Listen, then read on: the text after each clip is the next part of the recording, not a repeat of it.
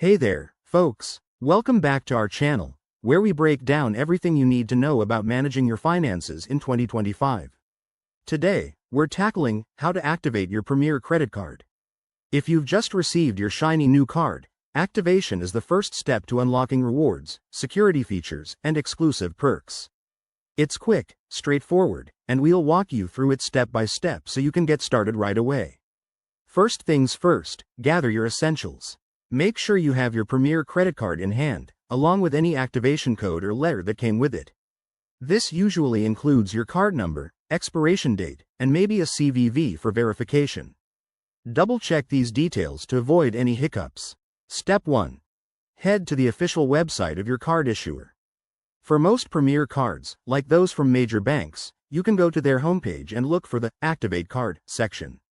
If you're tech-savvy, download their mobile app. It's often faster and more convenient.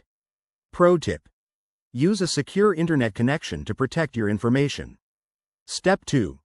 Log into your account or create one if it's your first time. You'll need to enter your personal details, like your social security number, date of birth, and the card information we mentioned earlier. Don't worry, this is standard for security purposes. Step 3.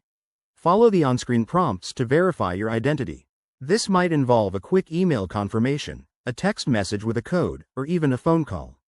Once verified, you'll be asked to set up any additional features, like online banking or alerts for transactions. Finally, complete the activation. You'll get a confirmation message, and your card should be ready to use. If you encounter any issues, such as an error message, reach out to customer support right away. They're there to help. And that's it. Activating your Premier credit card for 2025 is easier than you think, and now you're all set to enjoy the benefits. If you found this helpful, hit that like button, subscribe for more finance tips, and drop a comment below if you have questions. Thanks for watching, and see you in the next video.